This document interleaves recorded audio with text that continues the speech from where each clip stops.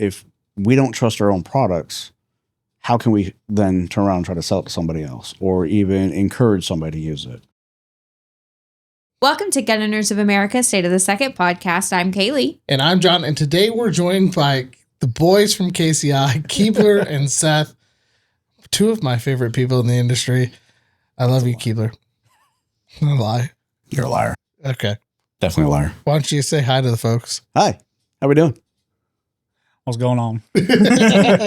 All right. So first we're going to get into our first thing, which is rapid fire questions. We're going to ask you 5 questions. You can answer them as quickly or as slowly as you'd like. We're going to start with Keebler and then we'll go to Seth. Why? Because let's do this. Because it's easy. How do you take your coffee? I don't drink coffee. You don't drink coffee? I don't drink coffee. 2 people here don't drink coffee. That is outrageous. Sugary energy I don't drinks. drink coffee. Oh my gosh. Yeah, sacrilege. I know. That is okay. So what's your energy drink of choice? It depends on the day, either Red Bull or Alani. Trying to do sugar-free, trying to get off energy drinks across the board. Nice. Yeah. So you're on like a 12-step program for energy drink? There needs to be a 12-step program. Somebody make that. Yeah, there really does need to be one. So. The energy drinks are wildly addicting. And they're wildly delicious. That's the bigger problem. So see, my husband recently semi-kicked caffeine drinks and is now taking caffeine pills. So it's just a direct line. And I'm like, this is so much work. You know, just cut out the middleman. We go right in there. Full send it. That's definitely a full send. Have you seen the caffeine water? Yes. I'm just, no. I can't be good for your health. Caffeine, everything. There's caffeine like pouches too. That you can just straight line like caffeine. Zen knockoffs is. Yeah. All right. Next. If you could go back in time and change history, would you? No. Hard pass. Hard pass? Hard pass. I don't know. What content creator are you currently binge watching? Me, not really many. I try to avoid a lot of them because I'll go down a rabbit hole for hours upon hours. Nick, the Fat Electrician, I've watched a lot of his videos, really good content, informational. But when it comes to like gun stuff, I try to stay away from it because being in the industry, you get flooded with it all the time. Yeah, that's about where it's at right now. By way of like gun stuff, even though my job is social media, I've kind of backed down. I just recently got a smoker, so I've been going down the rabbit hole of just smoking all the meats. So Rollin' Smokes Barbecue has been great, but by way of like the industry, like the homie Possum Puncher or 1911 Syndicate, those are my go-tos. Yeah. Oh my God, this is on the list. I gotta read it. Which Keebler elf is your favorite? Well, first off, no one can name anyone other than one. So what does it matter? Like one technically who's like Keebler, and then there's all of his workers. No, there's I don't know Ernie, the lore of the Keebler verse. No, there's one, Ernie, and then the rest of them basically have no names, so it doesn't really matter. You would know the name. I don't know any of the names. Look, man, they're cookies. Let's just leave it at that. Is that where we're leaving it? We're leaving it at that. Okay. What are you binge watching outside of the YouTube sphere? I'm not. No binge watching. Nope. Really? I don't watch TV. No TV. Nope. I watch the occasional YouTube video, and then I play video games because I'm a nerd. All right. Well, what video game are you playing?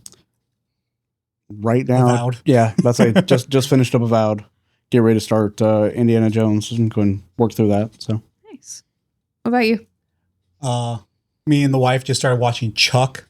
So like 2007, 2008, but such a good show. But I don't know. I'm like, when I'm alone, I don't watch TV unless like there's football on. But yeah, with the wife, we just started Chuck. He plays Hello Kitty Island Adventure. It is. It's nice that you guys have that. We're in the middle of toddlerdom, so my binge watch has been Cars 1, 2, and 3 on repeat for like the last, Oh, better than Frozen on repeat. So oh no, it's true. Ka-chow. Yeah, no. I am through the 7th or 8th cycle of Bluey. It's like straight through, beginning to start. Which again, that theme song slaps every time, so I'm in. But yeah. You just put on X-Men, the animated series, and just leave it on all the time. I tried. No, so with my oldest, I tried to get her to like watch some like the like the cartoons I watched on Disney Plus. It's like she liked Recess, which was awesome. That's a great show. She didn't go for Tailspin. She didn't go for DuckTales. So I'll give her another year. Your kids are monsters. And if she doesn't like it, then I'll trade her out for a different one. No. Avatar, it might be the way to go. The Last Airbender, that series was Great show. She's 3. I mean, my 3-year-old watches it. Maybe it's bad parenting, but I don't think she'd understand what was going on enough. Like, again, she likes the loud, the singing, you know how it goes. No. I don't know. Watch Gargoyles, the animated series. See? Thank Great you. show. SWAT cats. Thank High you. five. High five. SWAT cats. SWAT cats. Heck yeah. I don't Radical remember SWAT Squadron. cats. How do you know? I don't remember SWAT cats. You're older than I am. Yeah. What, by a lot. It's not that. Okay, maybe it He's is. thousands of years old. Did you not know this? Hey. A lot of He was wisdom there in with the his hair. declaration. All right, let's go ahead and get it. That was rapid fire. You can tell we've been friends for way too long. Yeah, that's true. Kaylee, like most Americans, you have a savings account, right? I do. Do you have an ammo savings account? I also do. And is that through Ammo²? It is, and I've had it for over 2 years. Ammo² is the only website where you can purchase ammo a little bit at a time and then get it shipped directly to your door. Absolutely. I have a little bit of money that goes in every month, and then I can divide what percentage of that money is used for what calibers of ammo. And then all of a sudden, I hit 1,000 rounds and it gets shipped to my door. Well, what if I don't want one of the 70 calibers they have available? You get to pick and choose, and you can even adjust the mounts so that you can hit your target goals faster. Well, what if I don't want that ammo anymore? Can I switch it? Can I get my money back? Yes, it's really easy. And I always like to see the graph fill up at the end of every month. So where do I go to get such an awesome service? Go to ammo².com. Get it now. Start your ammo savings account at ammo².com. Let's go ahead and dive into the meat and potatoes of this. What is KCI? Who is KCI? What does KCI do? And how are you making KCI better? Oh, going to throw all of it. All right. So KCI, are a magazine manufacturer. We do a little bit of everything. AR, AK, 911, Glock, etc. We've kind of, over the years, have had some products that were not the best, but we've changed crews, changed mentalities, going through right now and kind of changing everything across the board. Better products, better quality control. And a lot of that comes down to the crew change. People have gotten very complacent on things, and with a new crew, looking at things differently and having a higher standard. So kind of going through everything across the board, SKU by SKU by SKU. So, and trying to make just that, a better, affordable product. Yeah, so I was paid $20 to ask you about FAL bags. FAL Not gonna happen. mags. If you want to order 20,000 of them, I will gladly do them. But until then, no, there's a lot more pressing matters right now to get done before we do them. So, But I see that request probably weekly on Instagram and every other social media platform. yeah, it's. I'll be honest, it is on the list. It's just further down the list than what people would like it to be. So what goes into, I mean, you're the first manufacturer of magazines we've had on. This is a first. What goes into deciding what products you're bringing out? Because we know immediately Glock mags, 1911 mags, Yeah, all day, every AR mags, AK mags, those are the bread and butter. Yep. But what goes into going, because you, like you said, the FAL mags you get requests for all the time. But, Yeah. you know, So a lot of it, really what goes into it is a lot of market research. So figuring out what the marketplace needs, where there's a need that needs to be filled, as well as is it going to be beneficial cost-wise? Because at the end of the day, we're a business, we need to make money, etc. But trying to put out like a $10 FAL mag isn't going to happen anymore. Steel price is too high. So a lot of it comes down to market research. And kind of going from there. A lot of our needs, or a lot of it is based upon an OEM request, because we do a lot, about 25 different OEMs that we actually work with that we make magazines for, that you'll never know that we make the magazine. So a lot of it's just that. It's just market research. you guys got to get this question. I mean, KCI in the past had this reputation. Trash. Absolute trash. Yeah, we're into the future now. I've used their poly AR mags a ton of times. They work. I've tossed them, thrown them, beat them. Called me out during the mag. Yep. Yeah, I did. I did call you out because I love you. That's my love. But you know, what do you get when, like, okay, let's look at your 1911 mags. They're like $9. Yep. Something like You that. know, yeah. So like when people look at that, you know, is there a way you can communicate like, hey, we are one of the most affordable mags on the market, but we work. Like, how do you combat that? The biggest thing is like really just having the conversation. So like, you know, talking on social media and everything, that's kind of my realm, is because we get that all the time. You know, we post picture about whatever magazine it need be. It's like, oh, KCI is trash. You see this in any video. Oh, KCI is trash. And it's like, yeah, like there is trash KCI product out in the wild. And I am truly sorry for that. But it's, you know, again, going to that market research and trying to fill those spaces, but also going back to those older products. And to that point, it's like, going back to those older products and trying to improve on those. And yeah, the big thing is a lot of people just say, it's like, oh, it's just a cheap copy of this. It's like, no, we're actually doing things a little different. It's not just a direct copy. Like our biggest thing like right now is like with our Glock mags. Soon you're going to be seeing our new springs and our new followers. So it's like trying to stay in that ballpark of inexpensive price point, but bring that quality up to snuff to show we are an extremely viable option. Yeah. That's pretty much nailed it right there. Wow. That was an intelligent answer out of Seth. Yeah. Well, it's Seth. That's my one for the show. So I'm gonna go. No, and that's the thing, you know, you guys were both at another company at one point. Yep. Came over to KCI. We've seen this kind of resurgence of KCI, seeing it go in. The polymer mags, like I said, have been great. The 1911 mags have been great too. And to get mags, I mean, that's the biggest thing with the firearms industry. You see, and I guess I got to give John Patton a shout out, because we're claiming we want 3 mags. We want 3 mags, yep. Right? And mags are expensive. They're not cheap. But to come in with an affordable mag at a really good price that's quality is kind of hard to do, because people are going to see the price point and go, well, that's got to be, you know. It's got to be trash. Yeah. One thing that we have over a lot of other countries is the fact that we also do make things in South Korea where our factory's at. It's also a family-owned factory. So it's not like we're outsourcing it to another company who they have to take their margin, and then there's another margin on top of that, et cetera, which works out in our benefit. So being able to do half the price of a Glock mag is helping out quite a bit. So there's that.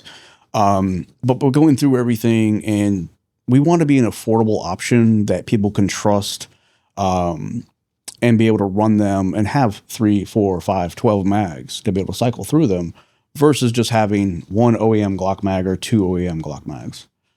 So that's kind of our mentality on everything, is have a quality product at an affordable price.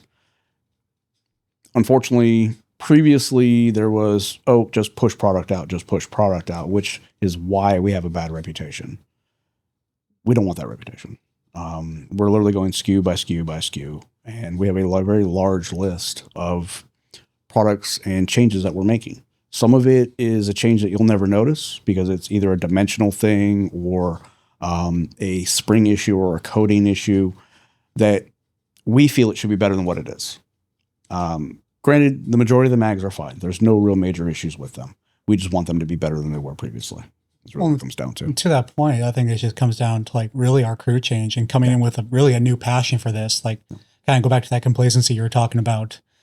We've kind of come in and I don't know how I got a job, because I said in my interview that these mags are trash, and here I am 3 years later. So that's great. But again, we just kind of came with a passion for what we want, because if it's garbage, I'm not going to run it. You know, like I'm not LE, I'm not military by any means, but I'm just a monkey that likes to play in the desert.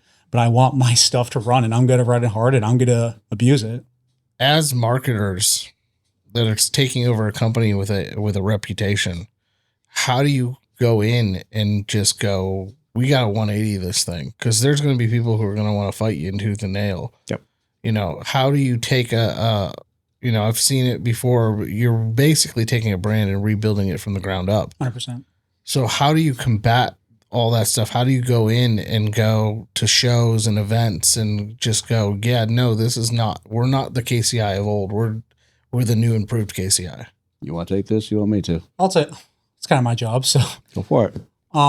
because like we were saying, like we basically had to jumpstart this whole brand from ground zero from where it was. And the biggest thing by way of like the social media side of things is just the industry partners we've been able to team up with have been nothing but fantastic, because the mag is the least sexy thing going on in the gun until it doesn't work. Yeah. And then all eyes are on it. So being able to team up with those guys and kind of, get that recognition by association, if you see our magazine with a high-end gun, it's like, oh, like you see that pairing together, it's like, okay, maybe this is a viable option. And then going in even to like, you're talking about like at shows, the biggest thing for us is just give it a try. A lot of the times it is the two of us at shows just going, we are a different KCI. And, a lot of times they're still skeptical. It's like, take a mag, try it, like burn it down. If you have issues, let me know. But we haven't seen a lot of that with kind of our new mentality moving forward. And I think that's been the biggest thing, is kind of like, we're changing, we're putting it on the table and letting the public decide in that aspect. Yeah. One of the things I think it's, very commendable, not only to you all, but to your all's leadership, is realizing that there was a problem and then making that crew change, bringing you guys on board to do that 180, because, sometimes, you can't see the forest for the trees. And so those it's great to see brands recognize a problem and then fix it, versus just, scrapping it and starting over somewhere else and make the same mistakes twice. I think you see a lot of brands just in this industry, like bigger brands who have been doing stuff for a long time. They built that name, that recognition. And then when issues come along, it's like, oh no, I'm so-and-so. Like, we don't have those issues. Like, it's right here. It's been in, hundreds of guns, hundreds of optics, and these guys just resting on their laurels, and then they never address it. A lot of it's complacency. We all see it in this industry. This industry is known for complacency. Our stuff doesn't break. Our stuff never has problems. It's definitely this. It's an elevation issue. It's whatever you want to try to have it to be.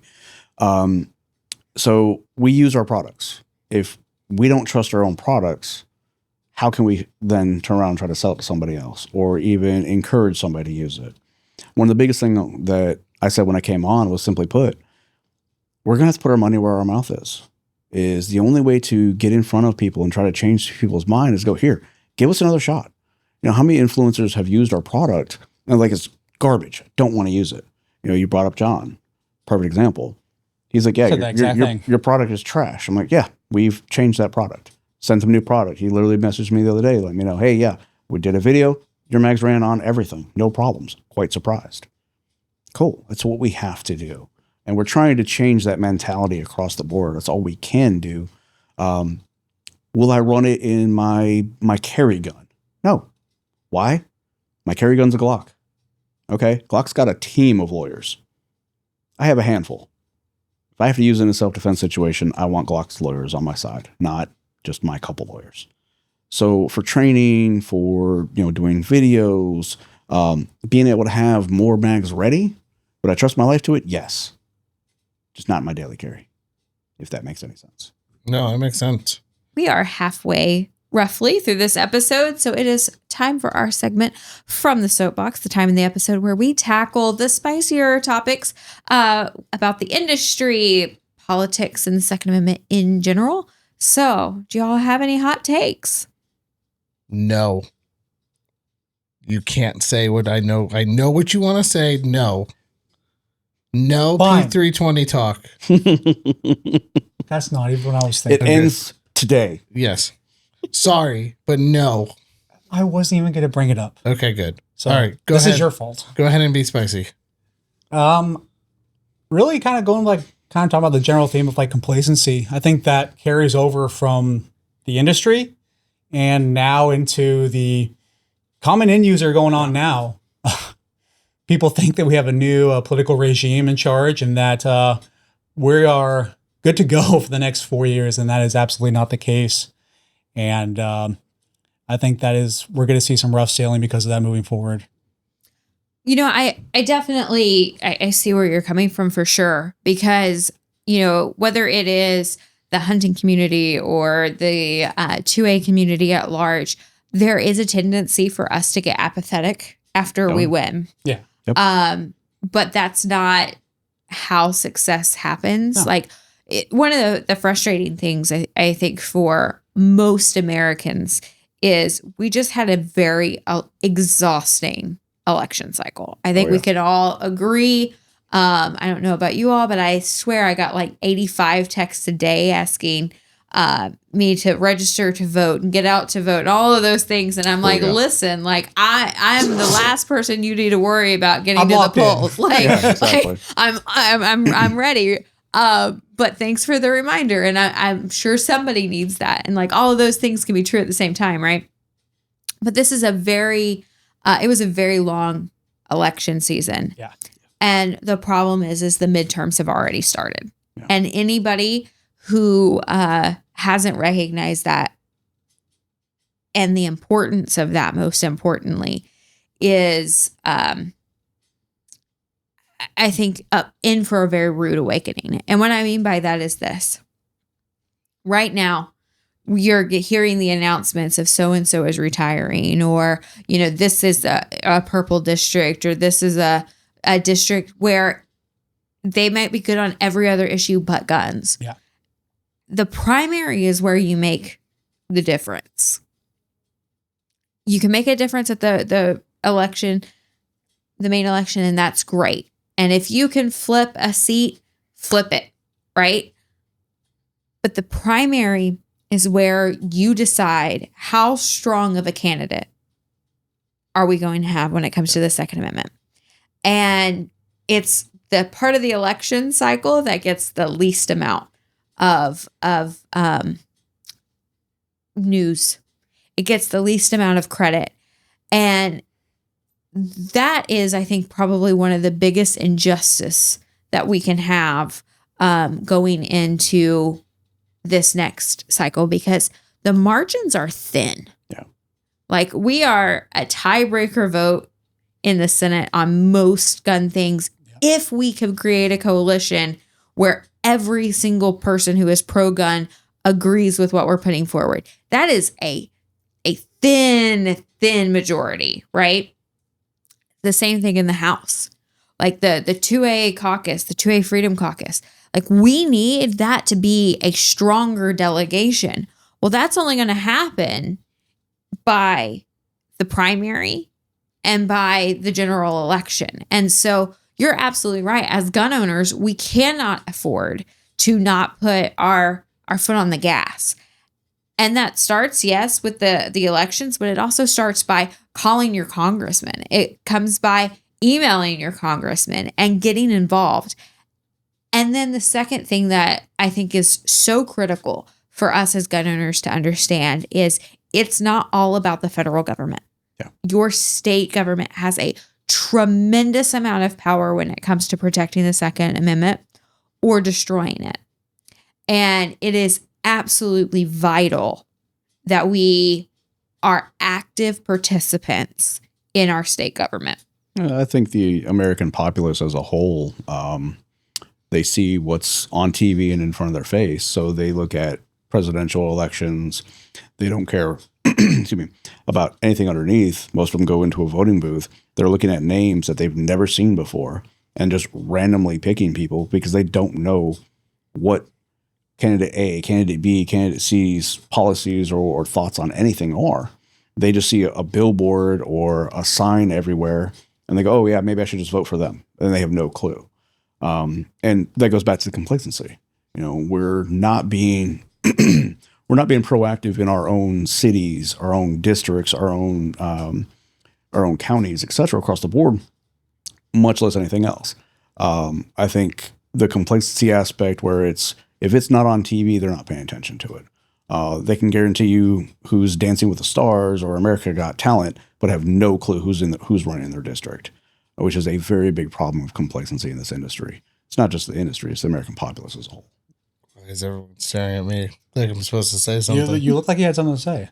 You kind of did. You guys, no, because you guys hit it all on the head. I mean, I've said it on this podcast multiple times. We get into an election cycle, we win the election, we as conservatives sit back and go, oh, we're good to go. But like Kailey has said, we are coming up on midterms.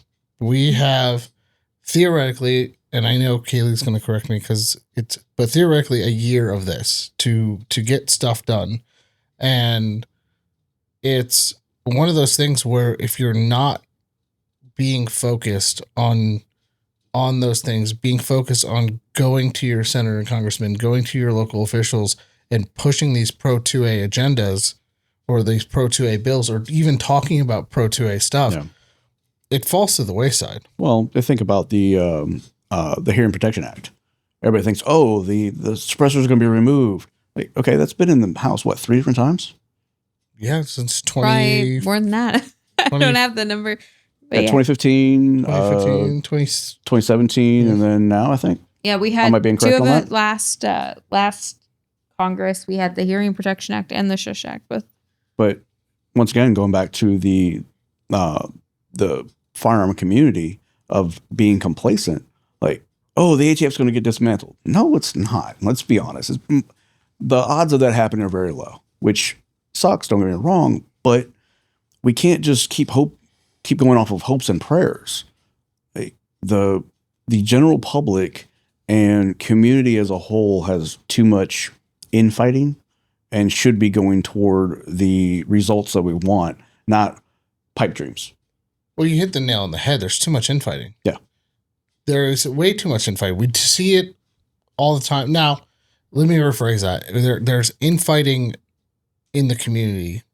On the industry side, most of us are really tight and we talk. Now, there's feuds. There's feuds. Yeah, 100%. There may be a man who held a sign in front of a booth and got banned from SHOT Show.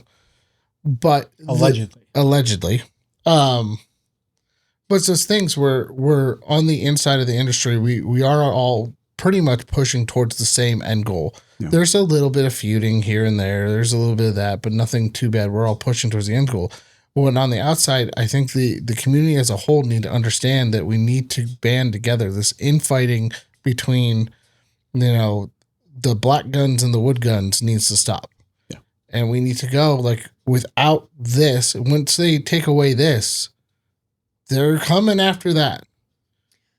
Yeah, I think I don't know that infighting is the right word. I think it's more of a clear direction. I think it's a bell curve, right? Where your level of apathy is based off of how much you care about that segment of the Second Amendment. And what I mean by that is I don't use an AR, and so I don't care what they do with that. I didn't use a bump stock, so I didn't care what they did with that. Oh, crap. I do care about the lead ammo ban. Okay. So I'm really, like, terrified of that. Oh, and then I'm back to apathetic. Instead of, no, this is my constitutionally protected right, and I care about any infringement. And this is my line in the sand, and I'm going to let my voice be heard on this. And so one of the things that I think is very interesting that the left is good at doing is making it so it's not where it doesn't always feel like an overarching attack on the Second Amendment, right? Well, where it's just pinpointed pain points, and then it's all gearing up. Like let's be completely honest. The bump stocks was a precursor to the pistol braces, right? They tried it here. Okay, that didn't make it too much of a stink, and then they went after the big guns with the pistol braces. Well, it's the old adage, give a mouse a cookie, is going to ask for milk, and that's a continual thing. We keep giving away and keep giving away and keep giving away, and eventually it's all going to be gone. Well, I think what we got to do as a community, quit ostracizing each other. 100%. I mean, we see it all the time. It's not, and I don't want to call any out, group of people out in particular, but we see it all the time where, Seth likes to play role play in the desert. Not really. I'm just picking on Seth for a minute, but like people throw on kit, and well, people were making fun of them. Oh, you're a for that. LARPer now. You're a LARPer now, Seth. Sorry, I but thought I was special forces. You're a LARPer operator. yeah. But we ostracize that group of people. They're just exercising their Second Amendment right. You got to go as a community. Just the same thing. Like and it's gotten better. I'm not going to say it's on some aspects. We've seen some like come togetherness, but like with us, because we see a lot of it because we carry so many, cover so many different firearms platforms, MP5, AR. So, but again, there's so many subsections with this industry. You have, the competition guys, attacking like the LARPer guys, and then you have the AK guys, and like they all have different things within like that are getting attacked that affect one group more than the other. But we lose focus on what is the end goal. And going back to what you're saying, they're going to pick at it and like, they're going to go after this group and go after this or go after this group. But at the end of the day, it's all going to come to their same end goal. And we forget about that. One of the things that I think is, important for us to remember is it isn't about the individual sections of the Second Amendment community. It is about growing the community at large. As a general rule, the Second Amendment community is incredibly welcoming. If you go to the range and you don't know what you're doing, you will most likely find somebody who will give you some pointers, teach you some things, encourage you to seek training, offer some advice on local trainers to go to. Like, as a general rule, our community is very strong. The anti-gunners understand that if they nitpick and they divide us and we don't stand up as a group, it is much easier to accomplish their goal. And they're wildly successful at that, because if we were not a grassroots army and we weren't calling in everyone when things like the Biden administration took away hunter education from schools, for example, we're not getting that back. No.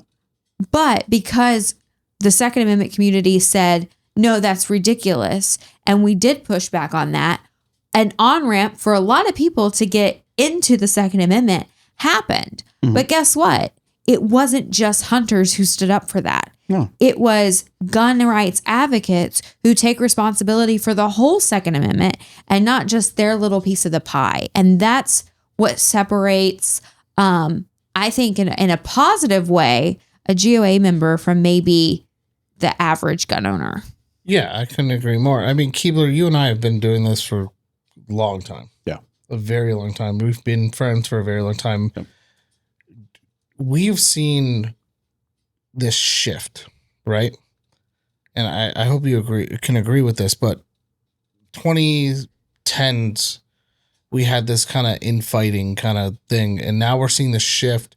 Like Kailey said, we're building that on-ramp, we're building the community, and it seems to be more of us getting together and standing up to this tyranny.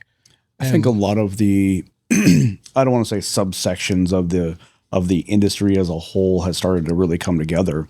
But I think as a industry across the board, we've been a lot more welcoming. It's not the old FUDS club, if you will, where if it's not a Winchester Model 70, you shouldn't run it. ARs are stupid, blah, blah, blah. I think what a lot of people are starting to realize is that it's a right for everybody, not just one or the other. So I think a lot of people started to freak out when quote unquote colored hair people started to exercise their right. And leftists in particular were like, well, what are you going to do now? Welcome with open arms? Like, that's just the continual thing. So seeing everybody being able to express their individuality as well as their Second Amendment rights is a positive thing. There's people who are like, oh, what are you going to do when gays have guns? Encourage them? Like, why would you not? Yeah. I mean, look at one of our favorite people who lives by you. It's Tracy. Yeah. Tracy does not fit what the anti-gunners would call the mold for a gun owner. Nope. No. gun owner was Blue hair, everything. Yep. always this old white grizzled guy. Yep. And we are now becoming this very open, very diverse community of people who are all in support of one thing. Yeah. And that is the Second Amendment. And as a whole, I mean, look, we've seen the numbers completely change. Again, when you and I started, your marketing efforts were too, stale and pale. Yeah, basically. And now we're seeing the shift, like we're getting more women involved. We're getting more different communities involved. I mean, we talked to EIA at SHOT Show, and the Hispanic community is getting more involved. And we're seeing this cultural shift from the FUD community that was always this big thing to now we're seeing it that this is a community for everybody. And this is what GOA has been preaching for almost 50 years. Yeah. And I think one of the things that's important to remember is, we can tend to be pessimists, Mhm. right? And we're seeing this cultural shift and we're excited. But it's a cultural shift back to cultural norms. Yeah. At our founding, the reason that the Second Amendment was so important and remains to be important is because they were establishing a culture where individual lives mattered, where individual lives were worth defending, where you could fight a tyrannical government if necessary. And that has been instilled with us since the beginning. And so this concept that you shouldn't own a gun is contrary to the history of the United States. Yeah. Like if you look at Buren and why the Buren case was so important is because it focuses on the text, history, and tradition of the Second Amendment. That history and tradition part cannot be understated or undervalued. And it's important that we carry on that tradition and pass it on to the next generation. For all of Ronald Reagan's Follies. follies is a great way of putting it. I was going to say for all of his mishaps when it comes to the Second Amendment, which thankfully he was smart enough to go on record and say that he regretted tremendously. Yeah. So, yay to like one of probably 3 politicians ever to admit that they were wrong. So, we'll at least mark that down. Wrong? Never. But he said that freedom was never more than a generation away from failing. Like that's how precious a gift that we have. And so whether it is, standing up for hunters education in schools, whether it is parents teaching their child about the Second Amendment and about firearms ownerships, whether it's just us as everyday citizens modeling what good gun ownership looks like, to not let Hollywood be the quote unquote purveyors of truth when it comes to the Second Amendment. The only way for us to restore the Second Amendment is to acknowledge that text, history, and tradition and to protect it and be safe and be the safeguard for not only the preservation of that right, but the restoration of it. Well, I mean, we used to be a civilized country where people were taught to hunt and were able to shoot guns at a young age, to learning about it in schools and actually having shooting teams, to now it's a taboo subject. And any type of taboo subject like that, especially with children, turns into, oh, I want to learn about it, but not the right way. It's the cookie jar adage, don't touch those cookies, don't touch those cookies. You turn your back, they're in the cookies. So getting away from that, people aren't being safe. They are, you have 16-year-olds that have machine guns, but yet we used to be a society where you get a machine gun shipped to your house. Okay. What changed as a society? A lot of it's the thoughts and how people are raised. So there's a lot of issues with that. And I think, going off your point, that things are progressing back to a point where people are starting to want hunter's education back. They're wanting, using the Boy Scouts as an example, they're wanting those shooting teams back specifically for the younger training. If we don't teach kids at a young age and refuse to teach them at an older age, it's always going to be a problem. And then we will lose that right. Well, like with anything, being a young father, it's everything. It doesn't matter, just even second amendment, it starts in the home. Yeah. And how you raise your kids. The founding fathers, established this whole country on certain virtues and principles, honesty, integrity, and being able to provide for yourself and defend yourself if needed. And going back to what you're saying, like, those are no longer the social norms. Like, oh, times have changed, so none of that's applicable anymore. It's like, no, that's not the case. So we as individuals need to take that, be able to educate other people, whether it be our own children or friends and family, and to show them that, no, like, this country is established for a reason, and we need to go back to that to find the success we once had. Yeah, I think it all goes back to personal responsibility. Yeah. Right? We have a personal responsibility to better our communities, to better our country, to reinforce the values of our country. And yes, that does mean in the home, absolutely. But it also means that we need to be modeling what the Second Amendment embodies. And that doesn't happen by just purchasing something and never training with it. That doesn't happen by going every 4 years to the ballot box.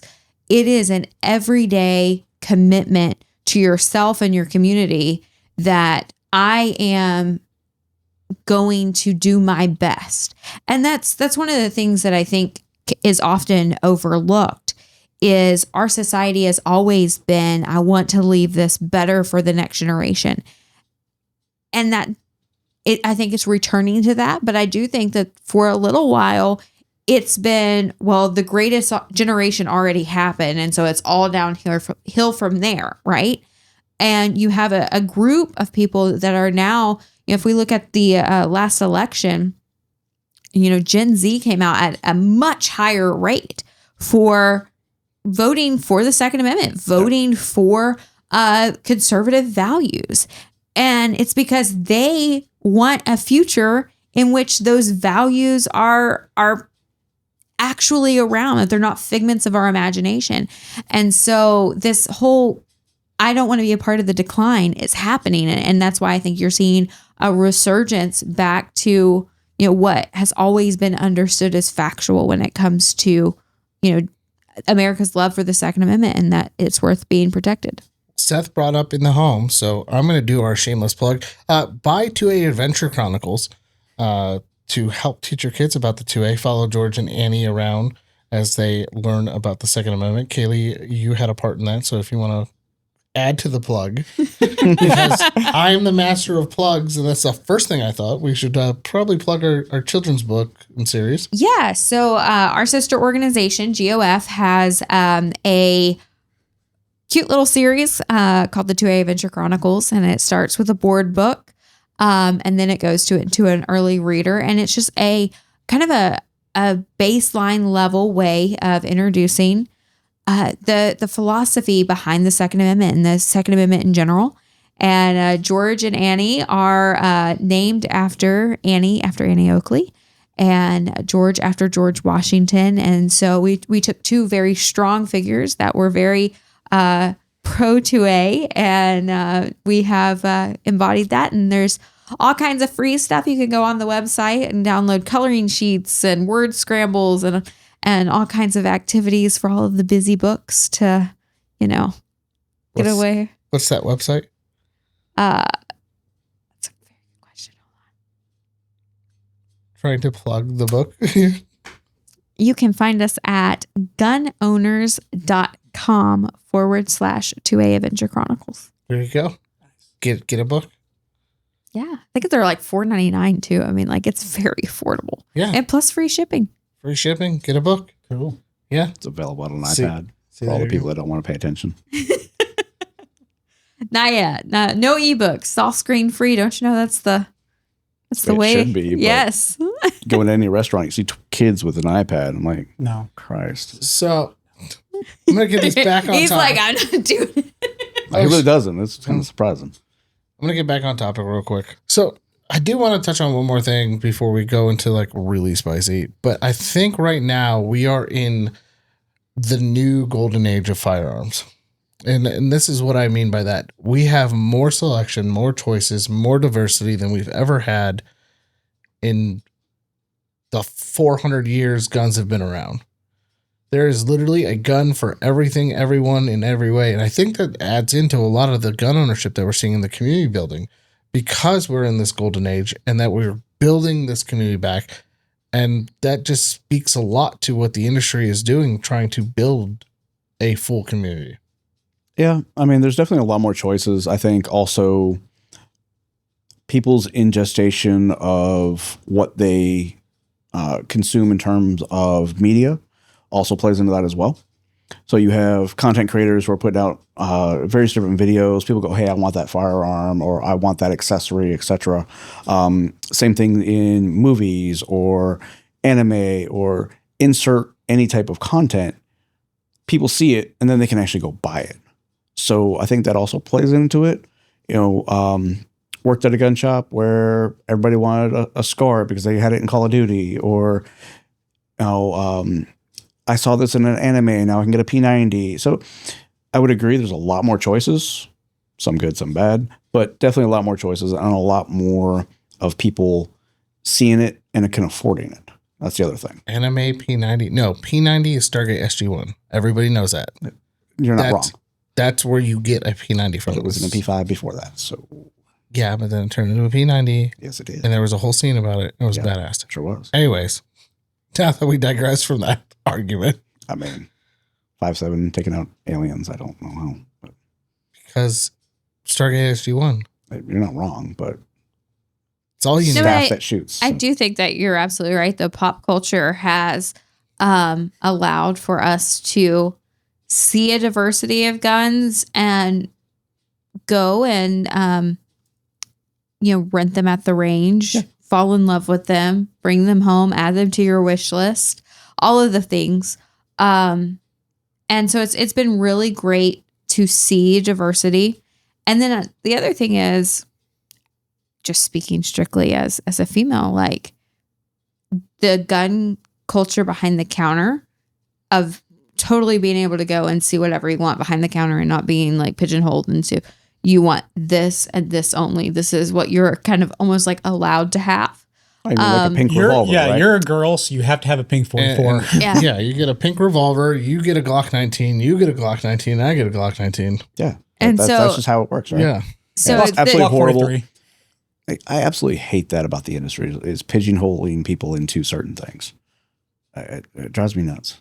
Like, everyone has 1,000,001 options. We should all have a Glock 19. There's no way around that. We're seeing such diversity in the industry to where, like, we now have a lever gun that takes AR mags. Yeah. Like, now someone can get into a lever gun, doesn't have to buy some, more expensive cowboy round. They probably have hundreds of AR mags already laying around, and they can do Cowboy Cup now. And that's enticing to me. Like, I need one of those. I mean, not only that, but you've got options in every caliber, shape, size. Yeah. I mean, almost too many calibers, honestly. What do you mean? But 30 super carries where it's at. What are you talking about, Keebler? I mean, anyways, before we go down a rabbit hole. That's gonna be a rabbit hole. Yeah, I'm it's not- a rabbit hole. Start talking calibers. We're just start arguing. But you're right. I mean, there's so many things out there. Now, let's get really spicy. Magazine bags are stupid. Magazine bands don't work. Super dumb. And what is a standard capacity magazine? Whatever, how many rounds it's designed to hold. Well, according to The capacity is politicians, what it takes. it should be 10 rounds or less. And magazine bans don't work. Let's be honest. We've been through this multiple times. You will go through the whole AWB. That never worked. It's been proven many times over that the AWB didn't work. There's no such thing as a standard capacity. Okay, my standard capacity is 100 rounds. There we go. That's now the standard. Let's start with 200. 100. Well, then you're just too bad. Why politicians want to keep going back to that? Mass shootings. Like, okay, have you seen a competition shooter who can shoot more rounds than somebody with a drum? Next. It doesn't make sense to me. Avoid all mag bans. Get a belt fed. True. It can't be. It's not magazine fit at that point. Magazine. Get a belt fit. Fight Yeah. Light Industries. Exactly. Let's do this. Free plug for them. I mean, But no, you saw it again. You brought up the AWB. AWB. my 1919. Let's do this. Yeah. Yeah. Well, the AWB didn't work. Nope. You look at Chicago. That didn't work. Nope. You look at everything. They don't work. Who are you to tell me that I only need 10 rounds? Well, I mean, let's go back to the initial fact of all of this is that criminals don't follow laws. Yes. So why do we keep punishing the American populace? That doesn't make sense. Because they want control. Well, yeah, it's all it comes down to is control. Correct me if I'm wrong, but didn't Hitler take the guns first? Yeah. Did every dictator take the guns first? Oh, Didn't that's true. Stalin? Yeah. All of them took the guns first. It disarmed the republic, and now they can't fight back. So, and going back to the complacency, we keep losing things and losing things. I don't want to say this, but realistically, we're kind of at the point where eventually the American people will fight back. And I honestly don't really look forward to that day. Yeah. I do and I don't. It was very eye-opening to me. I don't think I've ever mentioned this here before, but it was very eye-opening to me. My grandfather, immigrant from Italy, lived during the Mussolini era. That was bad. It was really bad. And the 2016 election, before the election, he looked at me and he said, he's been a staunch Democrat his entire life. That's what you did. He looked at me and he goes, I might vote the other way because I'm scared. This is reminding me of things that reminded me back in the day.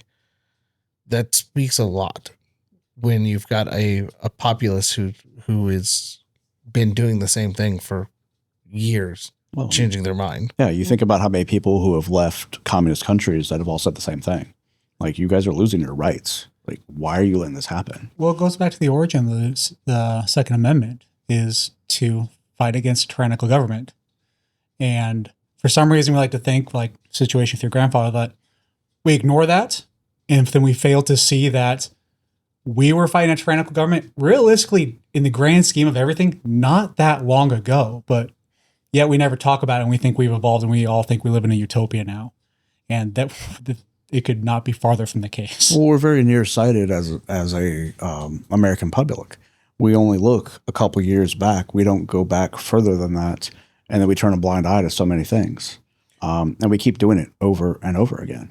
I think it's the complacency of seeing that as an American populace, we look at it and we have this feeling that it will never happen to us. Yeah. Because we're America. We're land of the free, home of the brave. This will never happen to us. And when you took what's her name? Lily Tang Williams came on stage at Goals and she spoke and she preached about this and the fear. When you have people coming from communist regimes or anything stating, hey, listen, I've lived through this. We've got to open our eyes and be like, hey, something's not right here. And I don't think we're at that point yet. No, and unfortunately, I think it's going to take something drastic for us to be at that point. Yes. And like I said, as much as I would like that to happen, I honestly feel that's going to be a major tipping point to us as a country and tipping toward the wrong way. Well, at that point, like when that breaks off, you got to basically ask yourself the question, are you ride or die at that point? We're getting the sign to wrap up, which it's definitely, we got very serious at the end of this one. Usually we devolve into the crazy. We got crazy for a minute. So go ahead, plug away, website, social, all of the my fun media stuff. guy do that. That's all what right. he's there for. So best way to find us is Instagram, KCI_USA. Later this year, you will see a lot more on the YouTube channel. So KCI USA, that's a big goal of ours, is to do a lot more long form video. But you want to stay up to date, the biggest thing is the Instagram. You can go to kcius.com to see our whole catalog of products. But realistically, if you want to see what KCI USA is about, basically the stupidity that we've brought to the table, go to the Instagram. Yeah. With that being said, we do have some new products that'll be coming out later this year. Obviously keep up with that, as well as, if you're having any issues with your products, please reach out to us. We can't be better if we don't know where we fail. Well, before we go, we have a gift for you both coming from Palmetto State Armory and AAC Ammo. You'll be getting our gift for our guests. Thank you again to Palmetto State Armory and AAC Ammo for providing that for this season. So you guys will be contacted after the show to get that all taken care of. Awesome. What's up? They're good people. Awesome. Hey guys, thanks for watching today. Make sure to be in Knoxville, Tennessee, August 9th and 10th for Goals. That's the Gun Owners Advocacy and Leadership Summit.